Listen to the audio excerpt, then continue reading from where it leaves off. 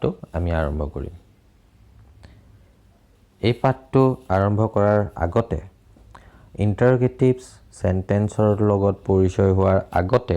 আমি অক্সিলাৰি ভাৰ্ব সমূহ কি সেইখিনি এবাৰ মনত কৰি লোৱাটো উচিত অক্সিলাৰি ভাৰ্বছ আমি আগতেও পাই আহিছো অক্সিলাৰি ভাৰ্বছ থাকে আমাৰ 24টা তাৰে থাকে বি ভাৰ্ব কেটা হৈছে am is are was were may might can could will would হয়নে মই চোৱা ৰঙা দাগ দি দিছো গুটেখিনিতে দেখা পাইছা চাগে নিশ্চয় এতিয়া হেভ ভাৰ্ব কেটা হৈছে have has had shall should ought to do verb কেটা তেনেকে do does did must dare need used to এই কেটা হৈছে আমাৰ মেইন অক্সিলাৰি ভাৰ্ব এই অক্সিলাৰি ভাৰ্ব কেটা আমি কিয় আমাৰ অত্যন্ত প্ৰয়োজনীয় এই ইন্টাৰগেটিভ সেন্টেন্স খিনি বা স্টেটমেন্ট খিনিৰ ওপৰত আমাৰ জ্ঞান লাভ কৰিব কাৰণে এতিয়া মই ইয়াৰ পিছৰ যেনখিনি আমি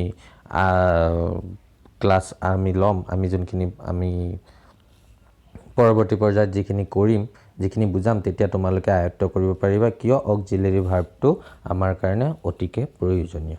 ঠিক আছে এতিয়া মই পিছৰ পৰ্যায়লৈ আগবাঢ়িছো অক্সিলাৰি ভাৰ্বত কি হ'ব তোমালোকে নিশ্চয় লক্ষ্য কৰিছা ইয়াতে মই কেইটামান চাৰ্ট বনাই আনিছো এতিয়া মই ইয়াতে তোমালোকে এনেকৈ চালে একো বুজি নাপাবা ইয়াতে মই জাস্ট কনভাৰ্ট কৰা আছে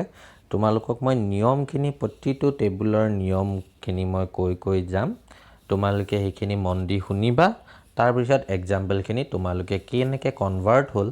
assertive sentence খিনি interrogative sentence লৈকে তোমালোকে নিজে উপলব্ধি কৰিব পাৰিবা ঠিক আছে তেনেহলে মই এত গৈছো প্ৰথমতে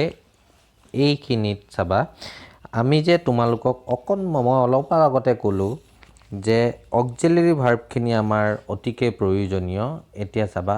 আমাৰ যোনবোৰ সেন্টেন্সত যোনবোৰ বাক্যত অক্সিলাৰি ভাৰ্ব থাকে যোনবোৰ assertive বাক্যত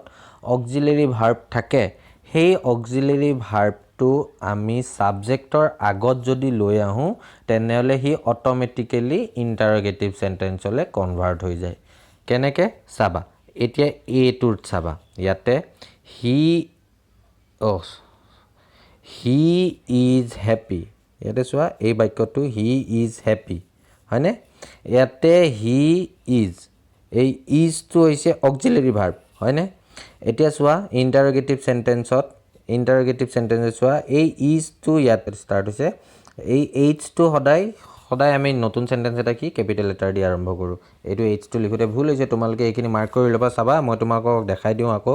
কোনটো ভুল হৈছে এই এইচ টু ক্যাপিটেল হ'ব লাগিছিল ঠিক আছে তাৰ হেতু পিছৰ কথা হেতু তোমালোকে শুধৰাই লবা কিন্তু মেইন এতিয়া আমাৰ ইন্টাৰগেটিভ সেন্টেন্সৰ কথাটো চোৱা have to যেহেতু অক্সিলাৰি ভাৰ্ব ইউ টু সাবজেক্টৰ আগত অক্সিলাৰি ভাৰ্বটো আহি গৈছে আহি যোৱাৰ লগে have you done it নিজে প্ৰশ্ন হৈ গল এটো কোৱেশ্চন মাৰ্ক স্টাৰ্ট আৰু চাবা ইন্টাৰগেটিভ সেন্টেন্স মানে প্ৰশ্নবোধক বাক্য আৰু এই প্ৰশ্নবোধক বাক্যত সদায় কোৱেশ্চন মাৰ্ক থাকিবই লাগিব চোৱা এইফালে গুটেখিনি ইন্টাৰগেটিভ সেন্টেন্স মোৰ প্ৰত্যেকটোতে প্ৰশ্নবোধক চিন আছে দেখিছা প্ৰশ্নবোধক চিন মই এটাটো নিদিয়াকে থকা না এটো ইয়াতে আছে প্ৰশ্নবোধক চিন তেনেদৰে তোমালোকে গুটেখিনি লাহে উপলব্ধি কৰিব পাৰিবা তাৰছত 3 নম্বৰটো চোৱা ইউ মে কাম ইন ইয়াতে অক্সিলাৰি ভাৰ্ব কোনটো অক্সিলাৰি ভাৰ্ব হৈছে মে হয়নে একদম ধুনিয়াকে আগবাঢ়ি গৈছে চোৱা ইফালে চোৱা এতিয়া ইয়াতে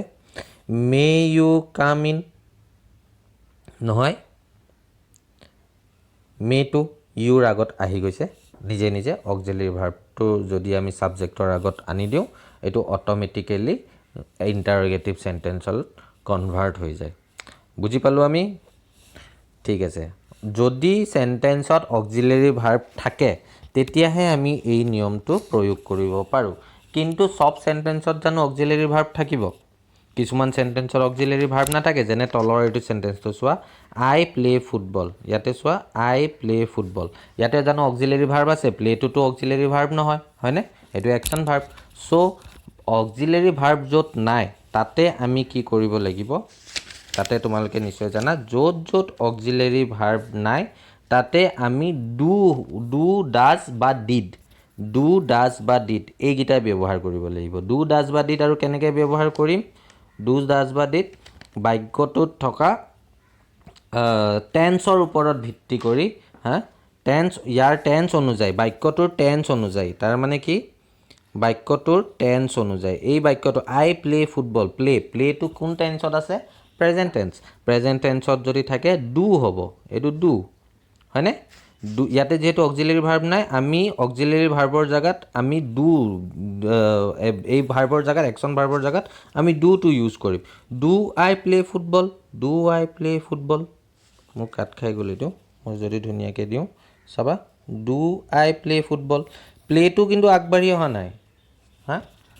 আমাৰ আগত কোনটো আহে হয় অক্সিলাৰী ভাৰ্ব আহে নহ'লে টেন্স অনুযায়ী ডু ডাজ বা ডিড এই তিনিটা আহে আইটো হৈছে ফাৰ্ষ্ট পাৰ্চন হয়নে ফাৰ্ষ্ট পাৰ্চন আৰু প্লেটো যিহেতু আমাৰ অক্সিলাৰী ভাৰ্ব নহয় ইয়াতে আহিল অকল ডু আই প্লে ফুটবল ঠিক আছে কাৰণ হিটো হৈছে first person singular number third person singular number হ'লে ডুৰ জেগাত কি হ'ব ডাজ হি লাইক টি একদম চিম্পল যদি অক্সিলাৰী ভাৰ্ব থাকে যেতিয়া আমাৰ অক্সিলাৰী ভাৰ্ব আছিলে আমি অক্সিলাৰী ভাৰ্বটো চিম্পল আগত আনি দিছিলোঁ এইবিলাক অক্সিলাৰী ভাৰ্ব আছিলে যেতিয়া যোনবিলাক চেণ্টেন্সত অক্সিলাৰী ভাৰ্ব থাকে আমি অক্সিলাৰী ভাৰ্বটো আগত আনিছিলোঁ হয়নে এনেকৈ আগত লৈ আহিছিলোঁ কিন্তু য'ত অক্সিলাৰী ভাৰ্ব নাথাকে তাতে আমি কি টেন্স অনুযায়ী কি কৰিম আমি ডু ভাৰ্বটো ইউজ কৰিম ডু ডাজ ডিড হয়নে এইকেইটা হ'ব ঠিক আছে তোমালোকে এনেকৈ কেইটামান এক্সাম্পল যুগুত কৰিলে তোমালোকে নিজে নিজে বুজি পাবা য'ত অক্সিলাৰী ভাৰ্ব নাই তেনেহ'লে আমাৰ এটো হ'ল বিটো হ'ল ঠিক আছে এতিয়া আমি আৰু কিছুমান চেণ্টেন্সত আহিছোঁ কিছুমান চেণ্টেন্সত তোমালোকে লক্ষ্য কৰিবা কিছুমান চেণ্টেন্সত তাৰমানে সেইটো নিয়ম আকাৰত নহয় যেনেকৈ চাম শব্দটো থাকে চাম শব্দটো য'ত থাকে এছাৰ্টিভ চেণ্টেন্সত যদি চাম শব্দটো থাকে ইণ্টাৰগেটিভ চেণ্টেন্সত সেইটো চামটো এনিলে কনভাৰ্ট হৈ যায় এই চামটো এনিলে কনভাৰ্ট হৈ যায় তাৰমানে চাবা হি ছেইড ছামথিং এইটো বাক্যটো চাবা ধুনীয়াকৈ আছে হি ছেইড ছামথিং দেখিছা ইয়াতে অক্সিলাৰী ভাৰ্ব নাই ছেইড হয়নে প্ৰথম আমি ছেকেণ্ড যোনটো এই নিয়মটো যে পাইছিলোঁ ডু ডাজ ডিড এইখিনি টেন্স অনুযায়ী ব্যৱহাৰ কৰিব ছেইডটো পাষ্ট টেন্সত আছে ইয়াতে আমি দেখিলোঁ ছেইডটো পাষ্ট টেন্সত আছে সেইকাৰণে আমাৰ আহিল ডিড হয়নে ডিড হি ছে ইয়াতে চোৱা এতিয়া ছামথিং আছে কিন্তু ইয়াতে আমি কি লিখিলোঁ ব্যৱহাৰ কৰিলোঁ এনিথিং ডিড হি ছে ছামথিং